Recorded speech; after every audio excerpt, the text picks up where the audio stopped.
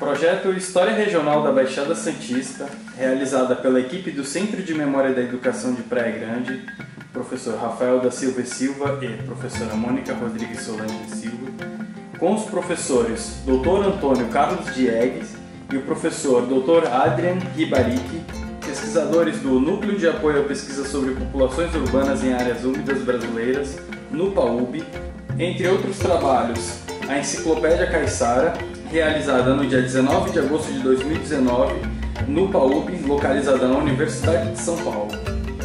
Pesquisadores, vocês aceitam ceder os direitos de conteúdo e imagem dessa entrevista para o Centro de Memória, para fins de pesquisa e educação?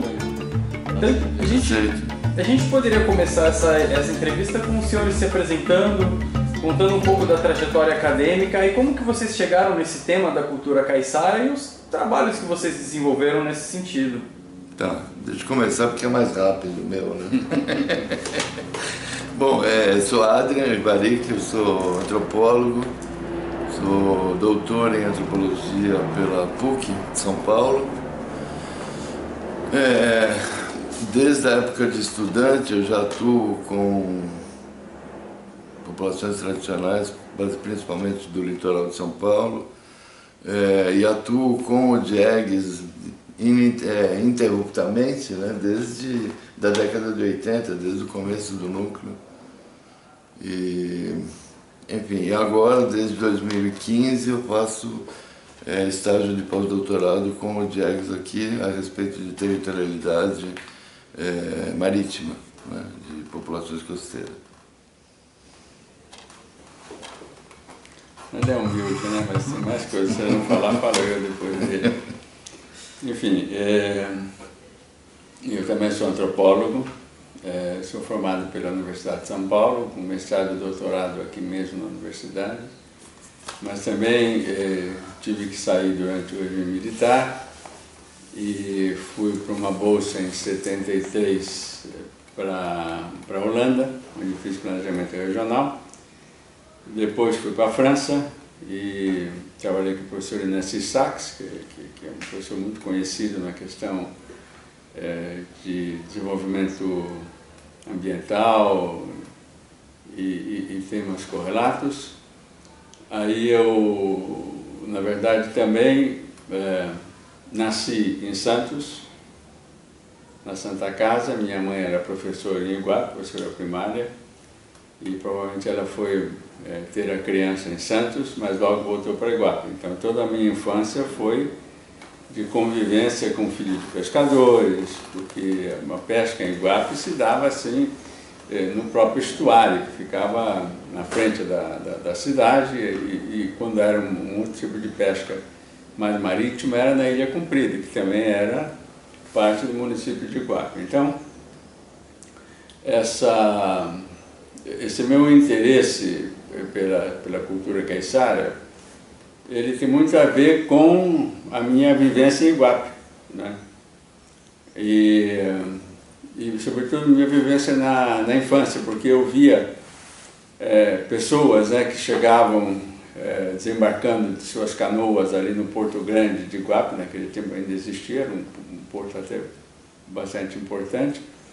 E essas pessoas depois vinham e traziam coisas assim que eu como criança achava fantásticas, né? Então era jacaré preso, era peixe seco, era acha de lenha arrumadinha para servir de combustível. Naquela época só existia mesmo fogão a lenha, pelo que eu me lembro.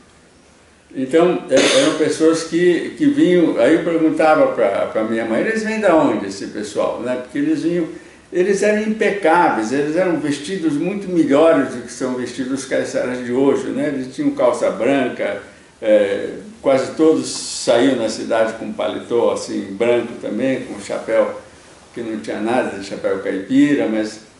E eles iam vender as coisas no comércio local. Muitas vezes era a troca mesmo, né? Troca. Meu avô tinha uma loja de tecidos e ele muitas vezes trocava as coisas, né? Eles vinham, levavam tecido e deixavam ovos, deixavam arroz, cestaria. Eles tinham um artesanato assim riquíssimo naquela época, né? Então aquilo sempre me marcou, porque o que a minha mãe respondeu, a minha pergunta de onde é que vem esse pessoal, eles vêm do sítio. Mas o sítio para mim, criança, era uma coisa muito, né, abstrata. Eu vivia numa cidadezinha, e sítio, o que era sítio? E talvez aquilo me marcou, quer dizer, essa pergunta, quem são eles? Eu já fiz como criança e não tinha resposta dos adultos, né? Aí, sobretudo quando fiz uma parte do meu doutorado em Paris, eu fiz apresentei um trabalho que era a relação entre os pescadores caiçaras aqui do litoral sul com os do litoral norte, que eu também já tinha trabalhado com eles, né? E foi daí que eu comecei a me aprofundar no modo de vida caiçara, que, lembra, isso eram os anos 50, 60, né? Quer dizer, eram anos ainda que antecederam um pouco a crise da cultura que veio a partir dos anos 70. Isso eu vou explicar como esses anos 70 a 80 foram anos assim em que muita coisa desapareceu das manifestações culturais caiçaras, né? Depois eu vou tentar explicar o porquê desse desaparecimento, do ressurgimento atual de elementos importantes dessa cultura, né? Que é o fandango, as ladainhas, a festa de Reis, a festa a festa do Espírito Santo, da bandeira do Divino. Mas quando eu comecei a estudar, ainda essa cultura, ela ainda tinha uma consistência forte, sobretudo no Vale do Ribeira, que tinha mais terras agrícolas. Então, os pescadores dessa época, caiçaras, eles eram ao mesmo tempo pescadores, mas sobretudo lavradores, né? Quer dizer, eles viviam da roça da mandioca, da farinha, do arroz, e pescavam a tainha e também a manjuba, no caso de Iguape, só numa safra determinada, né? A tainha era de maio a agosto, no máximo, e a manjuba era de abril a outubro.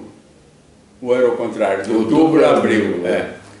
Então, essa pesca, por exemplo, da tainha, mas também da manjuba, era fundamental para a economia do lugar, porque eram coisas que eram vendidas, não é? O peixe era vendido, então com esse dinheiro eles podiam comprar algumas coisas no comércio da cidade.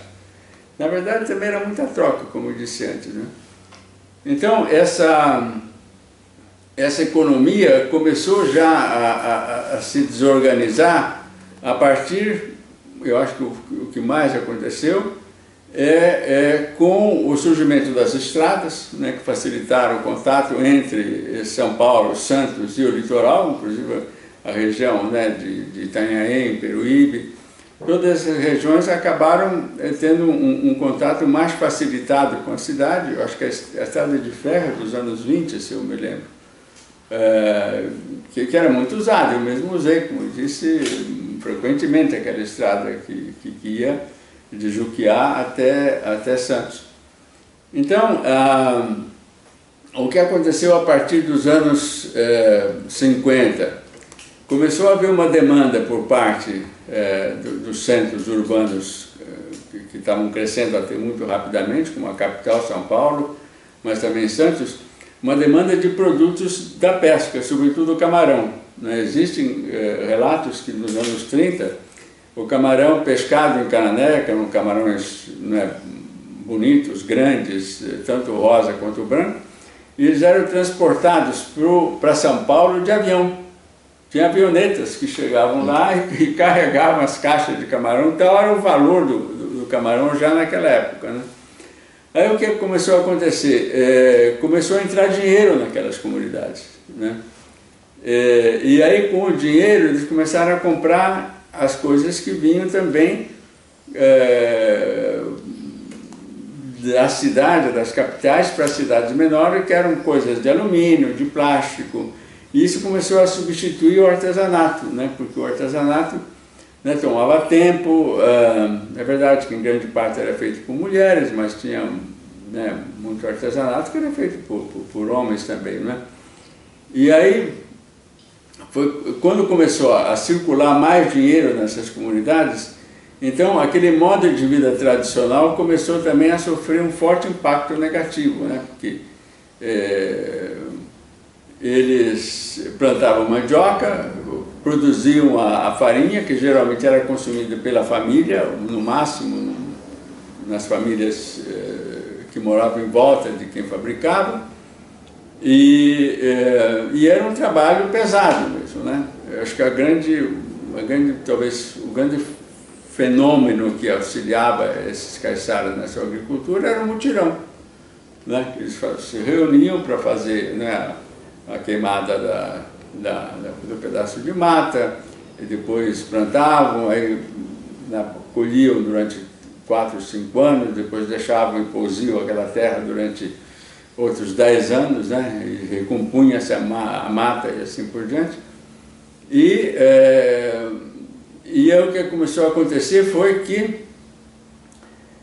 já antes mesmo da questão dos parques, que eu vou falar depois, começou a haver uma migração mesmo para as periferias das cidades, porque o atendimento médico era um pouco melhor, as escolas eram um pouquinho melhor, então o interior já começou a, como ocorreu, né, em todo o estado de São Paulo, começou a se esvaziar e as cidades começaram a crescer, né? Então, isso foi a minha infância. Eu estava comentando com vocês que quando eu tive a maleta nos anos 40, talvez 49, por aí, eu fui de trem de Iguape até Santos, que era uma viagem um dia inteiro, né? Você ia de Jardineira até Juquiá, passava por 3 balsas, né? Uma balsa em Iguape, a segunda em Juquiá, em Registro, a terceira em Juquiá. Aí tinha que dormir em Juquiá, que era um calor infernal em geral, né? Juquiá, um lugar assim, num barroco do Rio Ribeira. E aí vinha longa viagem de trem, né? Maria Fumaça, entre Juquiá e Santos. Aí ia passando por todos esses municípios do Vale, né? Itariri com os bananais, depois tinha a estação de Itanhaém, que era mais urbana, aí passava, acho que a seguinte era... tinha várias estações entre Itanhaém e Peruíbe, que eu não me recordo de todas, mas eu me lembro, uma era Praia Grande, a outra Cidade do Oceano, várias estaçõezinhas que ia parando, né? Demorava o dia inteiro aquela viagem. E o que eu me lembro da região que vocês moram hoje, eu não via nada assim de sinal de presença humana. Na verdade, eu estava no trem e era uma criança, né? Então, talvez se aparecesse sei lá o que, um macaco, um macaquinho, um circo, eu teria algum tipo de interesse. Mas eu olhava, era mata, era uma mata até baixa, né? Que era uma mata de restinga, em toda aquela frente do que o trilho do trem em muitas cidades ainda existe, né? Assim, não sei se tiraram tudo agora, mas tem uns anos atrás você tinha os trilhos do trem. E quando a gente ia para Santos, então a gente olhava à esquerda para ver o que podia existir de ocupação humana. E depois, claro, né? Depois de Peruíbe aí já mudava a situação, porque eu não sei se passava por São Vicente, mas parava na estação de Santos. E a segunda vez, então, que eu conheci essa região foi nos anos 67, por aí, que fui levar um grupo de pessoas, acho que do Paraná, que queriam conhecer praia. Eu não sei porque eu achei que Praia Grande era mais perto de São Paulo, eu fui lá. Mas a minha lembrança, eu já tinha uns 17 anos, em 60, isso já faz também uns 40 anos, né? Não existia Praia Grande, né? Na verdade, o que a gente podia ver eram ruas de terra, de areia, né? Com aquela graminha, com aquelas negocinhos que a gente pisava em cima e machucava o pé da gente quando a gente estava a pé. E carrapicho, né? Terrível esse negócio de carrapicho. Agora não sei por que desapareceu, até isso desapareceu. Mas eu me lembro que só na praia eu vi algumas canoas, né? Provavelmente não era horário de pesca, as canoas estavam lá, mas eu não via moradores, eu não me lembro de moradores ali. Aquelas canoas eram utilizadas, evidentemente. Então o pessoal devia morar para dentro, né, da praia. E eu não me lembro nem de pousada, talvez porque a gente foi para um dia só e ficamos na praia e voltamos e tal. Mas a impressão que eu tenho era que pouca coisa existia. Mas existia já a cidade do Ocean, isso eu me lembro. E dava para ver algumas casas já por ali, né? Então, eu quando organizei a Enciclopédia de Caiçara, isso para mim era um vácuo mesmo, né? Eu falei, mas o que havia aí? Eu sabia que existiam pescadores, né? E também sabia que é uma área que recebeu pescadores do Paraná e Santa Catarina, que era um pesca que a gente chamava de andorinhas. Por quê? Porque em determinadas safras da pesca lá em Santa Catarina, eles pegavam as baleeiras, que eram embarcações fantásticas, né, de boca aberta, não era de uma madeira só, não era feita de tábua, mas era uma construção portuguesa, né? E eles vinham já de motor Stoll, que foi o primeiro motor de centro, né, que era gasolina misturada, que era perigoso também, vários barcos incendiaram, porque aquele motor, você tinha que puxar a corda dentro do próprio barco, né, que não existia casalio nenhum para proteger os pescadores, eles vinham no relento. E tinha alguma dessas embarcações na praia também, já em 67. Então existiam pescadores, existiam caiçaras, existiam também os andorinhas, como existia em todo o litoral de São Paulo. O Canané estava cheio. E eles movimentavam a economia, porque como não tinha gelo, eles tinham que cozinhar o camarão e depois salgar. E depois que eles levavam de volta para Santa Catarina, ou vendiam em Santos, também vendiam em Santos. Era mais fácil. Então, quer dizer, eu comecei a perceber, talvez até pelo meu orientador, que é o professor Mourão, esse sim, ele percorreu o território caiçara desde o Paraná até Santos, a pé, como bom português, né? Eu acompanhava de vez em quando. Dava uma canseira infernal, sobretudo na Ilha do Bom Abrigo, que a gente fez a ilha inteira, passava por rochas, né, por praias, por jundu, por mangue.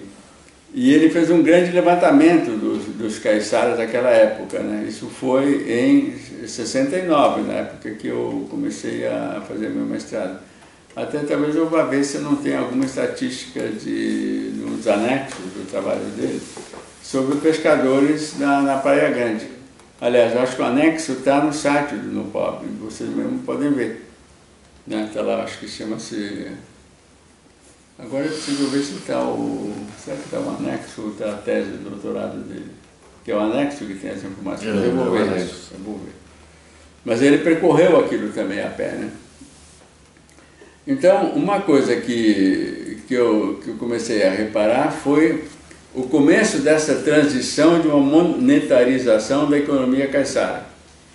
Né? Isto é, pela primeira vez, depois de séculos, talvez, pelo menos de um século, começou a circular dinheiro na comunidade. Porque, inicialmente, o que era o Vale do Ribeira? Na verdade, sobretudo o município de Iguape, o município de Iguape pegava a maioria dos municípios do Vale do Ribeira, do Médio Ribeira.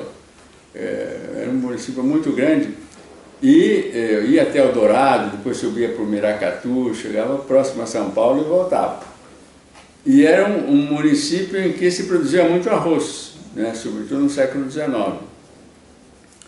E esse arroz, se é verdade que se produzia com mão de obra escrava, e ele era assim muito intenso, era uma cultura assim muito expandida, sobretudo nessa região do Médio Ribeira, isto é, o próprio Registro, mas também Sete Barras, e sobretudo Eldorado, de uma grande concentração ainda hoje, né, de quilombola, de ex-escravos.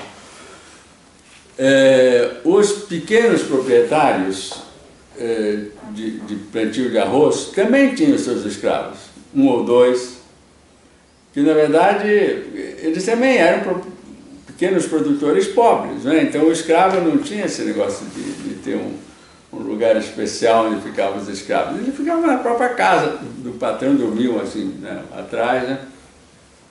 Mas eles eram como escravos, mas era um regime assim muito diferente do que era a senzala e a Casa Grande, né? Não tinha nada. Era pobre explorando pobre, né? Pobre explorando mais pobre, né? Então, mas quando o círculo do arroz, sobretudo com a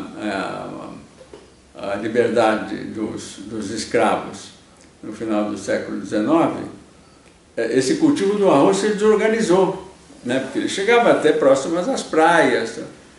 E aí o que aconteceu? Esses pequenos produtores foram os mais atingidos, né? Porque eles não tinham muita alternativa. Os grandes vinham para a cidade, montavam como o meu avô fez, né? Montou lá uma loja de tecidos, e, comprou uma casa grande, ou mandou construir. Ele não teve muito problema com a crise da escravatura, né? Meu bisavô. Mas os pequenos sofreram. E o que aconteceu com os pequenos? Eles começaram a ir mais para a beira dos rios e para as costeiras e começaram, de fato, a associar pesca e agricultura. E, no fundo, claro que existiam caiçaras ainda antes disso. Existem indícios na Ilha do Cardoso de 1700, né?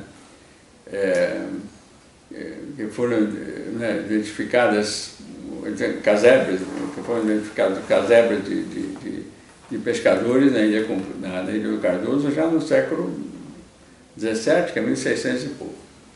Mas uma parte digamos, da população caiçara, ela veio também da desorganização das economias da monocultura de arroz, né? Eles foram obrigados, pequenos, não conseguiam competir com o arroz que vinha já do interior de São Paulo, e aí foram não só se proletarizando, mas eles foram inteligentemente associando, né, o cultivo da mandioca com a pequena pesca, sobretudo a da tainha. Então, na verdade, os caiçaras tais como a gente conhece hoje, no meu modo de entender, eles, em grande parte, vieram do litoral sul depois da libertação dos escravos, né? É claro que existiam também antes, pequenos produtores que não tinham escravos, então aqueles, né, já eram, na verdade, caiçaras antes da libertação dos escravos. Agora, quando eu comecei a estudar os caiçaras dos anos 60, a gente já via assim uma urbanização muito forte, sobretudo no litoral norte, né? As estradas começaram a ser construídas na década de 30, aí começou a chegar, né, os visitantes, entre aspas, de São Paulo, que na verdade foram lá para comprar as praias dos caiçaras, e eu acho que a partir daí é que surgiu uma clara discriminação dos caiçaras como pessoas preguiçosas, indolentes, né, um pouco na linha do Monteiro Lobato no lugar dos caipiras, né? Mas a minha interpretação dessa discriminação é outra, né? Na verdade, eles precisavam desqualificar os donos das terras, das praias, que eram os caiçaras, desqualificar, dizendo que eles não precisam das terras, eles não fazem nada com essas praias, né? São pescadores que pescam muito pouco, então é mais conveniente que essa terra passe para nós, essas praias ficam sob o nosso domínio, que não vamos fazer crescer essa economia, né? Essa eu acho que foi sempre a argumentação de quem vinha de São Paulo, né, já com seus carros, e começaram a comprar, e às vezes nem compravam, eles invadiam, né? Várias praias eram tidas, as propriedades quase nunca eram reconhecidas em cartório, a lei da terra só se aplicou aos grandes latifundiários. Então, a formação dessa sociedade caiçara, que quando eu comecei a estudar, eu achei que era só um núcleo de Cananéia, um pouquinho no Paraná, e um núcleo em Ubatuba, eu comecei a ver que não, quer dizer, esse modo de vida, ele se iniciava, na verdade, no Paraná, e era praticamente o mesmo nas formas de organização, tanto da produção quanto da linguagem, das festas e assim por diante, até Paraty. E foi aí que nos anos 80, eu acho que nós fizemos aqui o primeiro mapa do território caiçara, que está na Enciclopédia Caiçara, e que mostra claramente que o território em que essa cultura se estabeleceu foi do Paraná, porque do litoral do sul do Paraná para Santa Catarina já é outra gente, né? São os açorianos. Eles é uma outra história, uma outra cultura, uma cultura portuguesa mesmo, né? Mas dali até Paraty, pelo menos, ou até Angra, é uma cultura que é muito semelhante entre Guape e Cananéia. Tem às vezes variações no léxico, na forma de falar, mas é muito pouco em relação ao que é a língua caiçara, né? Que é, na verdade, uma mistura entre o português arcaico. Se vocês verem o segundo volume da enciclopédia, vocês vão ver que tem muitas palavras de português arcaico, muitas palavras indígenas, né, Guarani sobretudo, mas o território é esse. Então não dá para achar que caiçara, não existe caiçara de Cananéia, existe caiçara, não existe caiçara em Cananéia. Em Cananéia. Mas, na verdade, é o território. É o território todo, isso. Né, que hoje, né, tem cidades enormes como Santos, tem esse absurdo que é a Praia Grande. Eu nunca fui lá, eu sempre resisti a ir lá porque eu não quero ter uma síncope. Qualquer dia eu vou lá só para me penalizar. Uma visita ao centro de memória. Vou lá, vou. Bem perto da praia.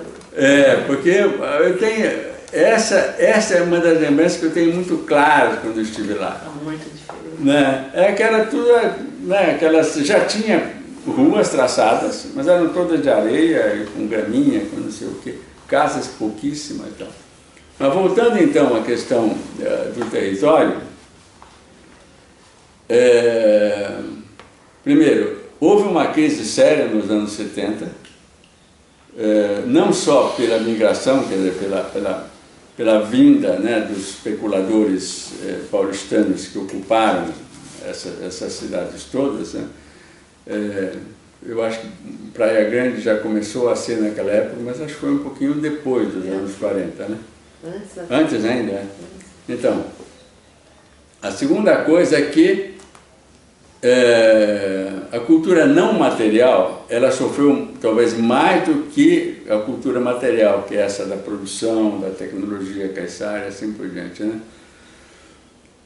Por quê? Porque a agricultura, que já começou a se desorganizar por volta da década de 50, 60, ela acabou desestimulando o pessoal a fazer os mutirões, que era fundamental para o trabalho na terra, para a colheita e também, sobretudo, para o fandango, né?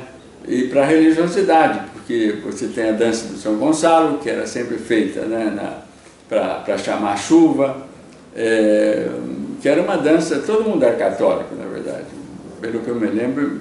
Já existia um grupo mas não eram nem evangélicos, eram igrejas tradicionais protestantes, né, que vinham da Alemanha, eram luteranos, presbiterianos, era um outro tipo de gente, né? Eu não me lembro nenhuma atividade assim meio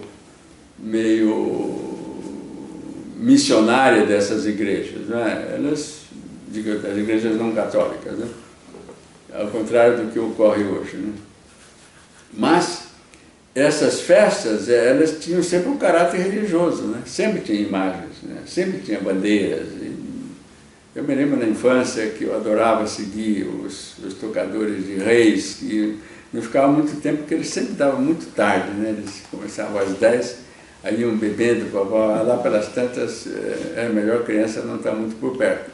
Mas era sempre alguma coisa que me atraía muito, que eu achava que era muito, não diria poético, não sei se tem a noção de poesia em criança, mas eu gostava do ritual, né? Quando eles chegavam na frente da casa do morador e ficavam cantando até o momento que dizia abre a porta e a janela, então lá dentro aí era sempre candeeiro, né? Porque não tinha luz elétrica, né? Então tinha lá o candeeiro, depois se comia alguma coisa, se bebia mais um pouco, e assim por diante. Então era uma cultura muito sólida, né?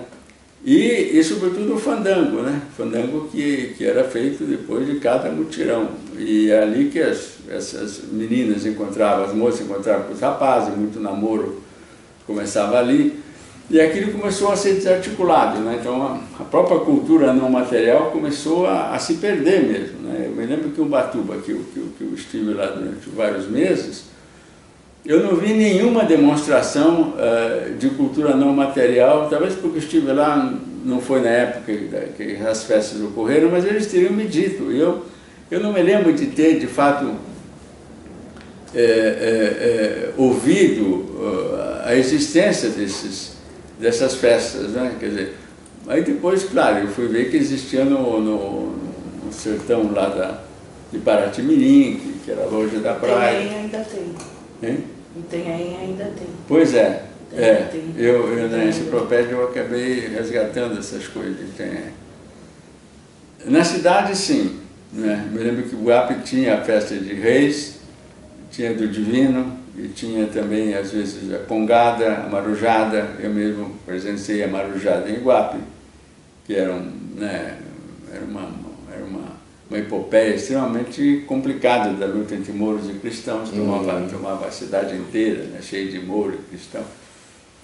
Então, mas essa questão da cultura imaterial, né, ou simbólica, que mais me impressionou, porque eu não percebi absolutamente nada. Talvez porque eu estava muito preocupado também com a questão da produção pesqueira, como é que eles se organizavam, uma tipologia, né, de pescadores caiçaras e assim por diante. Aí, eu sei que você tem algumas questões, né, mas a primeira é, de onde vem a palavra caiçara? Eu mesmo não sei, eu sei que tem no dicionário, é indígena, isto é, como caipira é indígena, só que ninguém pergunta de onde vem a palavra caipira, mas todo mundo quer saber de onde vem o caiçara, que é a mesma origem. Que cai é conjunto em Guarani, né?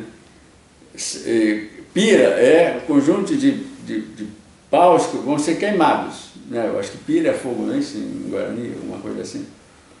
E caiçara é um conjunto de paus que é usado para fazer o cerco. Eu acho que é o cerco indígena também, né? Já existia, já era uma prática indígena, não com a mesma sofisticação, talvez, o cerco caiçara, que se transformou assim numa estratégia de pesca extremamente importante, né, que era a geladeira deles, né, que o peixe caía ali, não precisavam tirar na mesma hora. Eles podiam despescar em dias subsequentes, né, e vendiam o que era necessário, o resto deixava na geladeira deles, que era o cerco, dentro d'água, né. Então, não sei, mas é verdade que não era um termo muito generalizado até os grandes conflitos que começaram a ocorrer nos anos 60 e 70, com a especulação imobiliária. Eles começaram a ser expulsos das suas terras antes dos parques, né? E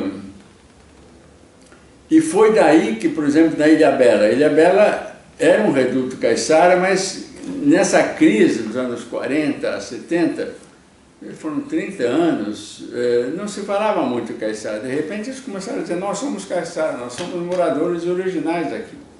Então nós temos direito à nossa praia, à nossa pesca, e isso começou a se expandir por outras regiões também, né? Ubatuba, Paraty talvez menos, mas também, né, que foi a própria palavra caiçara, que era muito divulgada em Cananéia, era menos divulgada em Iguape, né? Por quê? Eu também não sei, mas a verdade é que esse ressurgir da identidade caiçara é um fenômeno extremamente importante, né? Por quê? Porque as pessoas começaram a se auto-atribuir não só um nome, mas uma cultura que está por trás disso, né? as pessoas começaram a perceber que eles tinham uma ancestralidade, né, que se manifestava por festas, por tradições, por forma de trabalho coletivo, né, e que começou a se perder. Isso eu percebi um pouco já quando eu estive no litoral norte, mais do que no litoral sul, apesar de que no litoral sul também a grilagem de terras era muito grande, talvez tão grande quanto no litoral norte de São Paulo. Mas a verdade é que os caiçaras começaram a ser expulsos de suas terras aí por volta da década de 70, né? Claro, continuou depois de 80, mas foi entre 60 e 80 essa grande migração caiçara para a cidade, né? E aí isso foi muito acentuado com essa ideia do governo de fazer unidade de conservação, que já começou nos anos 60. A Ilha do Cardoso acho que foi a primeira, acho que foi em 62, não foi? Que se instituiu o primeiro parque estadual no litoral e que fez com que dezenas, centenas de famílias de caiçaras da Ilha do Cardoso migrassem para as cidades. Porque tem uma coisa na mentalidade caiçara que é essa questão do dever, mais do que do direito. Ele acha que se o governo diz que eles não são donos da terra, apesar de eles saberem que estão lá há dezenas de anos, eles preferem migrar do que entrar em conflito com o governo. Pelo menos isso era assim, né? Então, eu acho que a migração já tinha começado em Ubatuba, mas acho que na Ilha do Cardoso foi a mais visível, né? O pessoal ia para aqueles bairros de Cananéia, né? Como ia para os bairros de Ubatuba, Estufo e assim por diante, como bairros que surgiram nos anos 60 em Ubatuba, que eram todos migrantes caiçaras. Então, eu acho que depois, né, nesse período entre 80 e 2000, que a gente começou a ver uma politização da questão caiçara, e uma politização justa, né? Quer dizer, as pessoas começaram a não aceitar serem expulsas. Você vê a reação, né, de vários lugares, tanto no litoral norte quanto no litoral sul. Em alguns casos, áreas enormes como a Jureia foram totalmente esvaziadas, ou em grande parte, né? Acho que uma das últimas áreas que tiveram uma migração grande foi a Cachoeira do Guilherme, em que a gente chegou a fazer uma escola caiçara nos anos 90. Não pedimos aquilo no Pobre, junto com a JJ, a Associação dos Jovens Caiçaras da Jureia, não pedimos licença para a Secretaria do Meio Ambiente, fizemos uma caravana levando material nas canoas, rapaz, invadimos aquele negócio. Eu doido para que a polícia viesse intervir, porque ia sair um rolo, porque a gente estava atendendo um preceito da Constituição, né, que a educação primária é um direito de todos. Aí o que não deu certo é porque na última hora chegou o prefeito e falou: não, vocês têm razão, eu também vou junto. Aí, como eles não iam prender o prefeito, eles iam prender a gente. Mas foi interessante, porque pasme, você era um capitão do exército. E o cara falou: não, vocês têm toda a razão. E aí essa escola, né, funcionou, acho que tem alguma coisa sobre a escola caiçara, né? A escola caiçara da Jureia.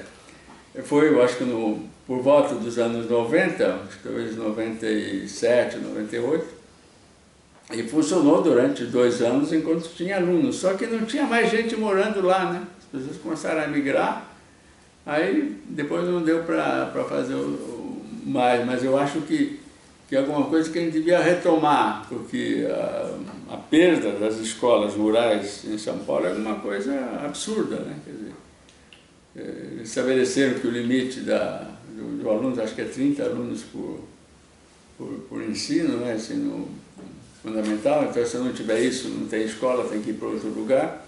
E a gente sabe que os pais sempre acompanham os filhos, né, na trajetória da escola.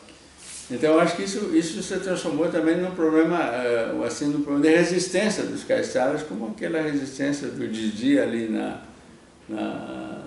Superagui, e começou a sua luta, obrigando o Estado a voltar a refundar a escola primária que existia, a escola fundamental que existia na comunidade dele. E isso acabou ajudando a fixar mais a população em volta, inclusive da escola, né? Eu acho que a escola é, de fato, um fator de coesão social, que o Estado não está nem aí, porque ele só vê dinheiro, finança. Bom, então, porque vamos manter um professor aí para 20 alunos, a gente pode transferir esses alunos para uma escola longe. E o que acontece é que os pais das famílias vão atrás, que existe um despovoamento, né, desse litoral de São Paulo também por causa da escola, né? Isto é, por causa da ausência da escola. Então, o que eu vejo? Aí vou resumir, para não ficar muito longo a conversa, a gente pode conversar mais. Mas eu, por exemplo, estou muito mais otimista hoje do que estava há 30 anos atrás, por incrível que pareça. Por quê? Porque eu não via muito reação dos caiçaras a essas enormes injustiças, sobretudo dos parques, né? O Estado brasileiro chegando, expulsando as pessoas sem respeito nenhum, quer dizer, no fundo não tinha muita diferença entre o especulador imobiliário, o cara que chegava e ateava fogo na casa dos moradores, dos caiçaras, e o próprio Estado, que fazia aquilo usando força militar, né? Então, na verdade, essa estratégia do Estado não tem sentido nenhum, né? Por quê? Porque se o Estado quer conservar a biodiversidade, na verdade, quem conhece na prática como tratar, né, o solo, como tratar a floresta, é quem vive lá. Quer dizer, não é por nada que no Vale do Ribeira, no litoral, está praticamente 100% do que resta de Mata Atlântica em São Paulo, e no Planalto, que também era Mata Atlântica. Lembre-se que a Mata Atlântica ia até praticamente o Rio Paraná. Não existe mais nada, não existe só um pouquinho ali naquele limite entre São Paulo e Paraná, naquele bico do estado de São Paulo, no Pontal de Paranapanema, né? E o resto é tudo cana, laranja, soja. E por incrível que pareça, quem destruiu a mata virou rico, e quem protegeu a massa virou miserável, né? Quer dizer, em grande parte isso está pelo fato de que uma parte considerável da superfície da Mata Atlântica hoje em São Paulo, que é habitada por caiçara, mas também por quilombolas, por indígenas, assim por diante, está transformada em unidade de conservação e de proteção integral, né? A um custo altíssimo, nunca ninguém fala nisso, você é obrigado por essa perspectiva, digamos, militarista do Estado, você tem que equipar as polícias, tem que ter barco, helicóptero, você tem que ir atrás, o que não é muito fácil. Agora, se eles aceitassem a ideia, que é correta no modo de entender, que uma conservação da natureza com essas comunidades é muito mais eficiente do que com a polícia militar, né, o custo da conservação seria muito menor, mais eficiente e, sobretudo, mais democrática, né? Quer dizer, você respeita o direito dessas comunidades que são constituidoras da cultura brasileira, né, os que trabalharam desde o pessoal que trabalhava no folclore, mas também os antropólogos, sempre definiam que a cultura brasileira se faz alicerçada em alguns pilares, muitos dos quais são das culturas tradicionais, não é? Então, caipira, vaqueiro, quilombola, caiçara, né, pescadores artesanais, quer dizer, esses são aqueles que deram origem à cultura que hoje nós temos, né? Claro que depois foi modificado com a migração europeia, assim por diante, mas essa é a base da nossa cultura. É só você ver no dicionário, né, o tanto de palavras guarani que existem, sobretudo em toponímias, né, árvores, morros, rios, né, o que mostra que essa é a origem do Brasil, a origem cultural, não só étnica, né? Então, eu acho que nesses últimos anos, as reações começaram a ser, primeiro, acho eu, que vieram dos seringueiros da Amazônia, que foram os primeiros que disseram, olha, pare esse desmatamento, né? Aí promoveram o empate, né? Eles ficaram lá sentados, parece que punham as mulheres, sobretudo, na frente, porque eles achavam que as mulheres e os filhos iam ser mais respeitados, eu tenho minha dúvida, mas enfim, não sei muito dessa história. Mas eles conseguiram, em grande parte, proteger seus seringais. Isso, né, foi já em meados dos anos 70 que aconteceu. E o impacto, né, do Chico Mendes numa política de conservação da Amazônia, e naquela época não se falava muito em mudanças climáticas, né? Era pela importância que tinha a floresta, como se dizia, né, era o pulmão do mundo, e assim por diante. E aquilo começou a descer de alguma forma, né? Depois foram as quebradoras de coco, né? Depois foram os pescadores ribeirinhos que começaram a se organizar também, experiências na Amazônia de uso sustentável dos lagos por pescadores artesanais, em oposição aos grandes latifundiários que cercavam os lagos, não deixavam ninguém pescar. Eles começaram a invadir os lagos e depois conseguiram licença do IBAMA para ter um projeto, né, de uso sustentável, entre aspas. Eu não gosto muito dessa palavra, porque todo mundo usa. Quando todo mundo está de acordo, alguma coisa está errada. Seguramente. Então, eu já escrevi um artigo que eu achava essa noção de desenvolvimento sustentável uma balela, que era importante a gente falar em sociedades sustentáveis, né, em comunidades sustentáveis. E aí não é só economicamente, né? Enfim, mas essa é uma outra história. Mas eu volto àquela ideia de que eu acho que hoje a gente pode ficar mais contente pela organização que está se fazendo no Brasil, né, de pescadores, agora eu estou vendo que, por exemplo, tem experiências muito interessantes de organização no Pantanal, que eu achei que a gente já estudou o Pantanal, trabalhamos no Pantanal há muito tempo atrás. Eu achava que ia ser muito difícil se contrapor aos latifundiários pantaneiros, né? Mas na verdade eles... E o trabalho é feito sobretudo com as mulheres lá, né? Então elas estão se organizando, isso é no Brasil inteiro, né? Eu acho que ainda bem, as mulheres estão dando uma lição de 10-0 nos homens, né? Que a gente, no fundo, é muito mais pacato do que parece, né?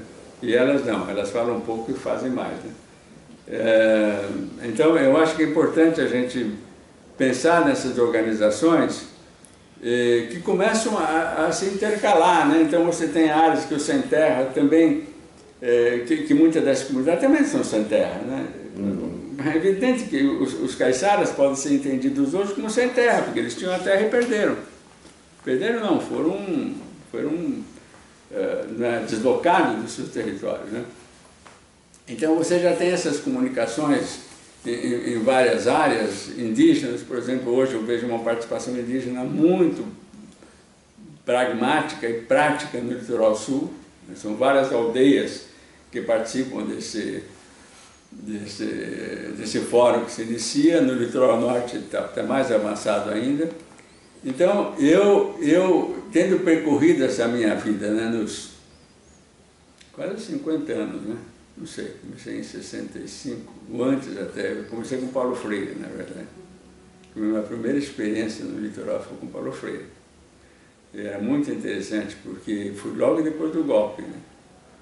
E a gente fez um movimento em São Paulo que chamava-se MOVE, Movimento de Educação, e que se fazia uma campanha enorme no final do ano para levar os universitários para alfabetizar, sobretudo no litoral. A primeira jornada foi em Ubatuba, mas não eram só pessoas que iam alfabetizar, também tinham enfermeiros, né, tinham médicos que foram se associando, e foi um movimento assim que a juventude, né, que tinha alguma ideia na cabeça e que estava muito pressionada pelo golpe militar, começou a encontrar algumas escapatórias de como participar, e esse movimento de educação foi um deles.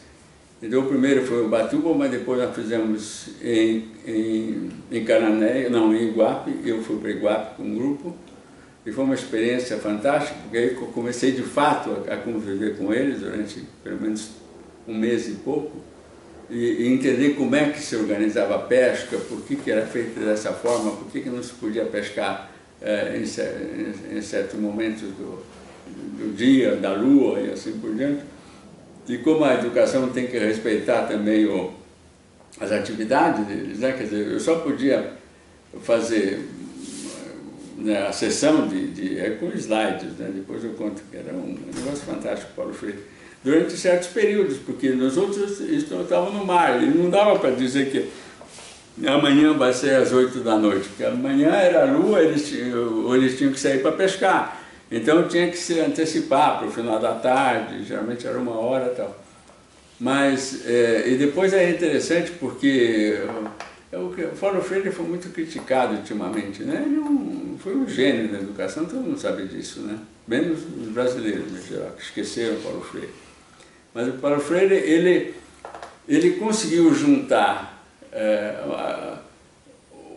o modo de vida das pessoas, né? A geração de palavras de geradores, quem leu Paulo Freire sabe que é feita a partir da vivência das pessoas, então, sei lá, se eles plantam banana, é evidente que a palavra banana tem que estar, né, no slide com a foto dela, o cara cortando o pé um cacho de banana e assim por diante. Mas, então, essas palavras geradoras cobriam todos os fonemas e assim por diante, mas era uma pesquisa de campo que a gente fazia e séria durante 2, 3 meses antes de mandar fazer os slides. Então, cada situação era um slide diferente. Você não podia apresentar a situação de Itariri, por exemplo, que era mais banana e assim por diante, com o bairro de São Paulo, que não tinha nada a ver, né? Hoje em dia se mistura tudo e seja o que Deus quiser. E a segunda coisa que também era muito fascinante, porque não tinha energia elétrica, mas a gente tinha conseguido uns projetores russos que eram pesados com aqueles velhos tanques russos, né? Um negócio muito pesado para você levar, mas como a gente era forte, com 20 anos, estava nem aí, punha nas costas e ia embora, né? À noite passava, né, trabalhando com... E não era só isso, a gente, né, fazia questão de que formas mais associativas de produção fossem estabelecidas de novo e assim por diante. É claro que depois com o golpe, depois de 68, o golpe ficou muito mais ativo que antes, e a gente começou a ter estudantes presos por subversão, né? Na Penha, na Lapa. Aí, ou a gente passava para a clandestinidade, mas ninguém tinha estrutura para isso, ou ia fazer outra coisa. Infelizmente, eu fui o último coordenador do móvel, não tinha como continuar, dada a repressão, né, que as polícias faziam sobre os estudantes. Então, eu volto a dizer que, ao contrário, uma pergunta que me fizeram logo no começo, mas você está estudando pescadores de caiçaras, quando você terminar seu mestrado, eles também deixaram de existir. Eu falei, olha, se eles deixassem de existir daqui a 5 anos, quando eu terminar meu doutorado, sei lá, eu pelo menos posso fazer um relato do quão importante eles foram e como, no fundo, injusta foi a sociedade de tratá-los como dessa maneira, né? Mas não precisou, porque até hoje eles estão aí. Porque a gente começa a ver, a pesquisar os recenseamentos, a ver os testamentos, que a gente pesquisou muitos testamentos, as terras que foram deixadas para os agregados. Depois a gente começou a perceber na pesquisa como eles começaram a perder a terra, né? A lei de terras e depois, quando começar ali onde é Praia Grande, e que eu acredito que é igual a todos, né? Tanto quando surgiu como isso. Mas aí eles começam aos loteamentos, eles começam a vender a troco de nada, eles são enganados, né? E vendem e trocam suas terras. Então eu acho que isso é muito comum. Não é só Praia Grande. O que eu vejo onde hoje é Praia Grande, no município de Praia Grande em si, é que se misturou demais a essa urbanização e você não encontra, né? A gente encontra que nem o Benedito, que a gente tem a gente utiliza muito a metodologia de história oral, né, no nosso trabalho. Então a gente entrevistou, né, não sei se são ex-caiçaras, sabe, não sei qual é o termo, filhos, e que acabaram trabalhando na Cidade Oceana de eles foram trabalhar de pedreiro, ou então eles foram ser realmente caseiros, assim. Então, quando eu leio assim, os trabalhos, o seu, a Marcília, a gente vê que é muito igual. A gente que é muito igual. Mas quando a gente pesquisa e que a gente vê os sítios e que a gente vê os recenseamentos, a gente fala, teve muita vida ali. E teve muita produção. Porque fala, eles exportavam para as vilas de Santos, para as vilas de São Vicente, a taboada, eu não sei, sabe, assim, muito, com agregados, com escravos, mas como o senhor mesmo falou, era uma outra dinâmica, não relativizando a escravidão, mas eles trabalhavam juntos, eles trabalhavam a terra junto com os escravos, né? Então tem tudo ali, a gente tem tudo. A gente só não sistematizou aí. Assim, mas eu fiquei muito feliz quando eu vi, quando o senhor falou assim, não é Caiçara de Ubatuba, né? É Caiçara, né? Porque a gente só fala Praia Grande e não teve Caiçara, não teve cultura, e teve, né? Então quando a gente vê que a gente está numa linha correta, a gente... A história de vida é importante, né? Se recuperar a história, né? Agora, ali são casos um pouco extremos, né? Porque a migração urbana ali, em cima dela foi tão maciça que eu acho que não restou nada. É como se tivesse uma avalanche, né, de carros e gente chegando na Praia Grande durante 20 anos e tomando tudo aquilo. É como um pouco na Ilha Comprida. Na Ilha Comprida é um pouco Caiçara. Tem um localzinho que você conhece, que é na Ilha Comprida, que tem ainda um pouquinho de Caiçara, né? Mas quando a migração e a invasão é muito grande, quer dizer, o que sobra, né? Sobra a memória, na verdade. Mas que já é importante, né? Para dizer que essa região teve uma história.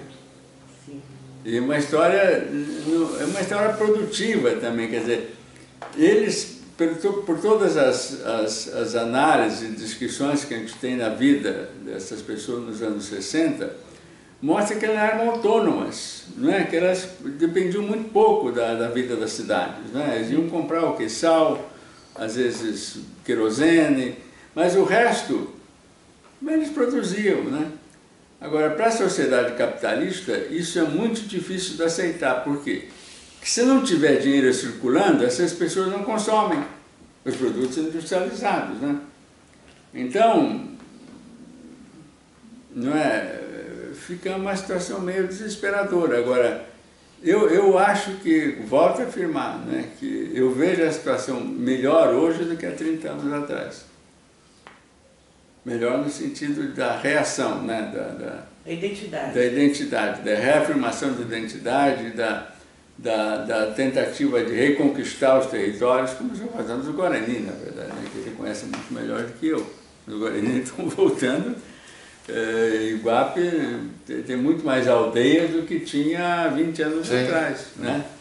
Ele agora tem líderes religiosos do Guarani que eu fiquei assim, muito surpreso, porque eu fui a uma reunião há 2 anos atrás, na Católica de Curitiba, que é um congresso muito conhecido de direito socioambiental, que vem do Brasil inteiro. E geralmente na universidade, quem faz a conferência de abertura, eu vou para uma dessas aí em Recife semana que vem, é alguém da universidade, né? Nada. Era um líder, um pajé guarani, falando sobre a religiosidade guarani. E eu fiquei mistificado. A riqueza da religiosidade deles, né? Que eles nunca, quer dizer, a sociedade moderna nunca vai vencer os guaranis. Até, primeiro, porque eles falam a sua língua, falam Guarani, entre eles, falam muito mal português. As crianças, eu vejo o Guapo, todo mundo falando Guarani para a gente não entender que eles estão aprontando alguma coisa. E segundo, é que a religiosidade, a casa de oração é central, né, nessas comunidades, e toda a fala desse líder Guarani foi sobre a forma como eles tratam a natureza, a água.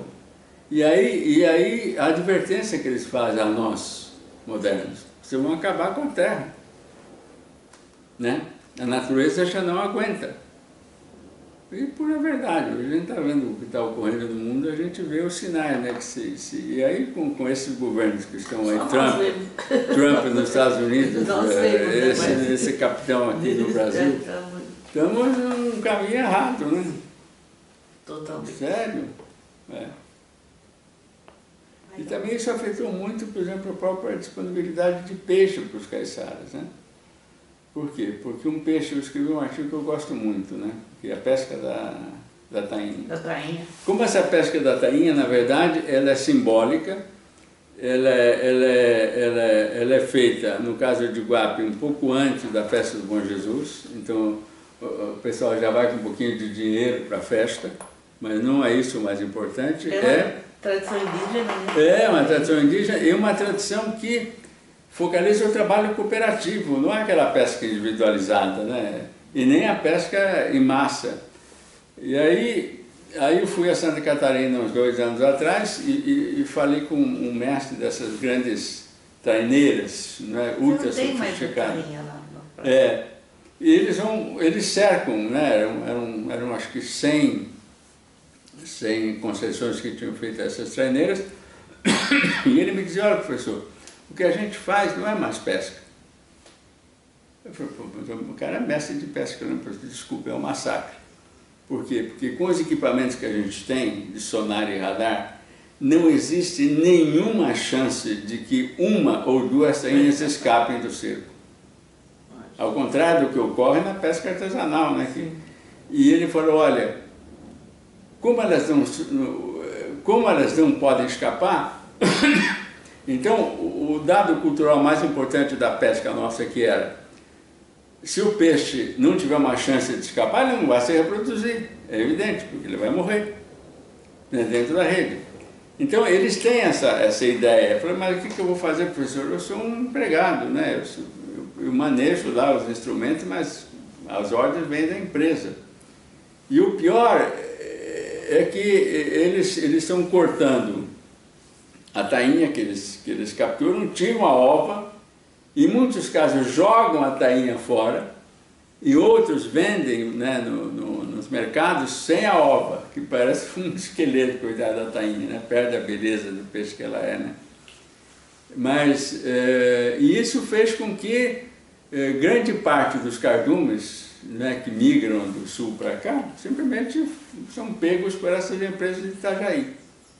E a outra coisa que também contribuiu assim, para uma pauperização da pesca caiçara foi os incentivos fiscais do governo dos anos da ditadura militar, em que se construíram N empresas no Brasil com barcos altamente sofisticados para a época, que era o final dos anos 60, começo dos anos 70, e que fizeram uma pesca de arrasto de camarão em toda essa costa sudeste e acabaram com tudo, porque o arrasto de camarão traz tudo, né? Não traz só o camarão, traz a pesca acompanhante, né? Que são, né, peixes menores, filhotes. Quer dizer, o que a gente vê hoje, na verdade, é uma falta, é um desaparecimento de muitas dessas espécies, não só pela urbanização, pelo dejeto de agrotóxico nas águas que alcançam os estuários e o mar, mas também pela captura indiscriminada, né, de camarão. Eles varreram tudo, não deixaram nada e depois movimentaram seus barcos lá para a costa norte, né, que você conhece, lá Belém, está cheio dos catarinas, né? Os catarinas são pescadores assim que não perdoam, né? Não tem muita noção do mal que muitas vezes eles fazem, né? A gente tem relatos lá, né, no nosso arquivo de história oral, do quanto era abundante a tainha, quanto era que eles davam. Eles davam, assim, sabe, assim, eles davam de filhas de pescadores, viúvas, e que eles mas era a igreja, né? Era uma festa coletiva, né? Uma festa, né, que tinha um sentido social, né? Sim, hoje em dia não, né? Sim, porque todos se conheciam, né? E ela mesmo e ela fala também da questão de quando começa essa questão de Santa Catarina. O peixe não conseguia mais chegar no litoral de Praia Não consegue. Até porque, né, eles grande parte carregam em Santos, né? Então, eles já vêm arrastando. Né? E hoje não se tem mais tainha, só no supermercado. Que a tainha, em geral, das empresas, né? Das empresas. Mas retomando um pouco, né? Como que essa questão do arrasto não, do cerco da tainha industrial, ela acaba repercutindo na reprodução cultural de toda a área caiçara. Quer dizer, né, a pesca industrial de Santa Catarina, de certa forma, ela privatiza um bem público, né? Sim. Fica tudo lá, porque uma traineira, a capacidade de carga de uma traineira em uma viagem, ela supera toda a produção da pesca artesanal durante toda a temporada. Então, É muito difícil. E sem chance de compartilhar nada, né? Não, Porque se ela não. não tem erro, não deixa Não, nada. e depois eles estão preocupados com a ova, que tem um preço altíssimo Isso, no mercado exatamente. europeu. É. Agora tem coisas interessantes de começar a observar, né? Eu fui a Iguape agora para a festa do Bom Jesus. E aí vi tainha seca sendo vendida. Sim. Né? Sabe de onde era? Da Enseada da Baleia. Da Tatiana, tá Da fazendo. Tatiana, dessa mulher aí que é a líder caiçara lá da Enseada da Baleia. E lá do Ariri. Eu mesmo fiz, né? Eu, de vez em quando banco cozinheiro, eu fiz aquilo com banana. Ficou bom. E fica. Mas eu acho legal dessa narrativa que o James falou, é um pouco de desconstruir, pegando um pouco da conversa, né? Desconstruir um pouco desse estereótipo do caiçara natural, o índio com o português e tal. O caiçara, ele é também um pequeno agricultor que foi expulso, ele também é o periurbano que mora na periferia, quer dizer, né, ele não é como é que eu vou dizer, um resquício do passado que a gente vai chegar e falar, nossa, a gente encontrou uma múmia. Um genuíno. Sim, um genuíno, mas pelo contrário, ele perpassa toda a história. E que hoje a gente vê, quanto mais ele deixa de ser o caiçara rústico, rural, mais emerge uma outra diferenciação que é assumir a sua identidade local, essa identidade cultural, inclusive como pauta política de reivindicação, né? Por terra, por direitos, por educação diferenciada, por reconhecimento, né? Então, como que um pouco dessa história assim, hoje está melhor, você está mais otimista? Eu acho que hoje a gente pode dizer, inclusive, que quem vai desaparecer somos nós. Porque a parte da nossa antes de Caiçara desaparecer, antes de Guarani desaparecer, quem vai desaparecer primeiro somos nós. Esse modo de vida que a gente tem, provavelmente. Né? Alguma coisa. Acho que a gente completou todas as questões aqui, Mônica. Nossa, foi perfeito. Os senhores gostariam de fazer alguma conclusão, uma consideração final? Então, eu acho importante esse tipo de iniciativa de vocês. Não estou jogando nenhum confete porque eu não sou disso.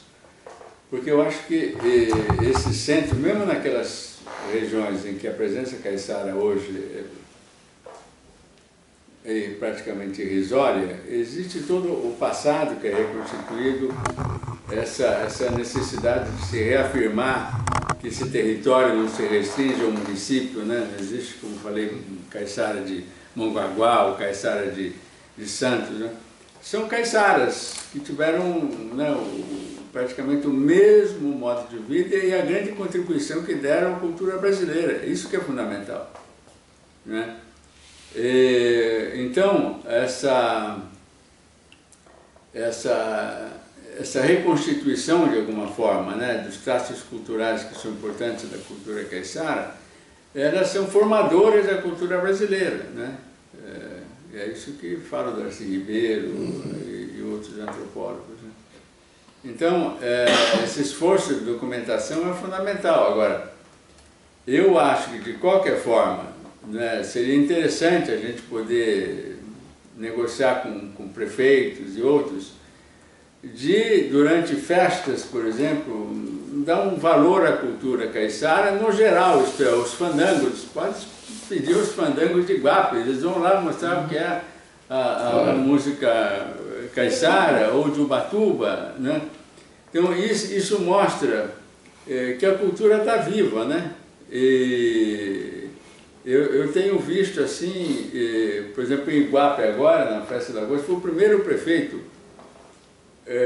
que decidiu enfrentar a elite conservadora da cidade de Iguape, porque é mesmo conservadora, e fazer o fandango ser apresentado em praça pública durante festa, por exemplo, do Bom Jesus, que é uma festa que reúne milhares de pessoas.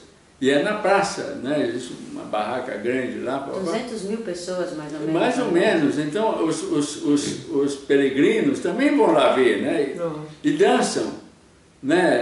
Eu conversei com o prefeito. E voltam para casa com isso. Né? Falou, olha que interessante, porque eu sou pescador também, será que não tem? Eu cheguei a conversar com o prefeito, olha, o senhor está de parabéns, porque não estou puxando o saco de ninguém, mas eu acho que o senhor fez alguma coisa que os outros não fizeram. Isto é, valorizar a cultura local, até pagando o cachê. Falei, olha, paga um cachê decente para eles, né? Porque a maioria desses prefeitos, né, convida esses músicos que tem um cachê altíssimo, né, para show, e são incapazes de fazer nada por uma cultura local, né, que eles sabem que existe, né, que imagina que saibam, né? Às vezes não sabem, às vezes não sabem. Mas é importante que a gente diga, né, que a gente encontre esses descendentes desses caiçaras, que eles venham para as escolas. Eu acho que é importante isso. Né? O que Iguape está fazendo, por exemplo, existe um grupo de músicos do litoral que chama Batucajé, que é aqui de... não é Peruíbe, enfim, perto de Juquiá. Ele é de Juquiá. E os caras são ótimos, né? Eles falam sobre os caiçaras, a música é excelente, não é música de fandango, mas conta né, a história do Vale do Ribeira e assim por diante. E eu acho que é importante para as crianças começarem a pensarem diferente, né? Desde criança, que eles né, também podem conhecer outras coisas, até outras brincadeiras de crianças, né, que a gente tinha nessas cidades litorâneas, e não ficar o dia inteiro no celular, essas coisas que a gente sabe que são complicadas, né? Mas, por sua vez, o celular também é importante para você distribuir mensagens, né? Mostrar vídeos. Tem que ter um equilíbrio das coisas, né? Uma das coisas que eu acho que vocês já falaram também, que é a questão da migração dentro do território caiçara, né? Por exemplo, a gente pesquisou Paraty. Aí a gente viu que muitas famílias de Paraty vinham aqui para a Baixada, que devia ser incluído, então, a Praia Grande, Banguauá, por corte da banana. E aí ficavam umas semanas, talvez uns meses aí, e voltavam para lá na pesca da tainha, né? Então, e tem um antropólogo americano que eu acho que ele fez um dos melhores estudos sobre, eu posso passar para vocês, sobre a cultura caiçara no litoral norte, da ilha de Búzios, e que ele dizia que, na verdade, essa cultura caiçara, que era de uma ilha, ela também era objeto de migração, isto é, os moradores migravam para o litoral durante um período, mas depois voltavam para a ilha, e quando migram, eles sempre ocupam bairros que já são utilizados por caiçaras que vieram antes, né? Então a Estufa, por exemplo, em Ubatuba é assim. O bairro de Iguape, um desses grandes bairros de Iguape, concentra os caiçaras porque eles se acham mais seguros no meio deles próprios, né? Então são formas que a cultura encontra para poder resistir, para dizer, olha, bom, vamos perder a nossa terra, mas pelo menos vamos ficar juntos aqui para essa teia de parentesco, de solidariedade, solidariedade possa continuar, né? Lá no Caruara, as meninas do Caruara, na área continental de Santos, muitas delas vêm de Ubatuba, tem pessoas lá também que moram lá, Bertioga, que vêm de Bertioga, outros vieram de cidades do litoral norte. Então a gente tem bastante gente que é do território caiçara nesse momento de migração. Agora, a Praia Grande, a migração era norte-nordeste. Muito Mas isso também, a gente fez um estudo em 88, na Baixada Santista, mas naquela região ali mais próxima a São Vicente, né? E praticamente 90% dos pescadores eram do Nordeste. Do Nordeste, Praia Grande é assim agora. Praia Grande é assim. Para vocês. Aqui, a gente tem um projeto aqui, que é o mapa da canoa caiçara, que era, a gente começou o projeto exclusivamente com o modo de o saber fazer canoa e tal. E desdobrou numa identificação de todo o patrimônio caiçara. Que é um colaborativo, as pessoas mandam informação para a gente tem alguns protocolos de colaboração com Sim. escolas e tal. Isso que o Diego estava falando. Ó. Depois a gente aproxima e fica mais fácil de identificar, né, os vários conteúdos de patrimônio. E aqui, ó, de Santos até Iguape, é um vazio. É isso que ele estava falando. Mas será que não é um vazio do nosso conhecimento? Exatamente. A gente tem então, muita fonte lá. Fica até um convite para vocês. Muita fonte lá. Eu vou passar para vocês também o contato do Tambor. E a gente mandar, né? O Tambor é um mestre canoeiro de Canané. Você tem? Preencheu aquele vazio. E ele tem esse mapa também.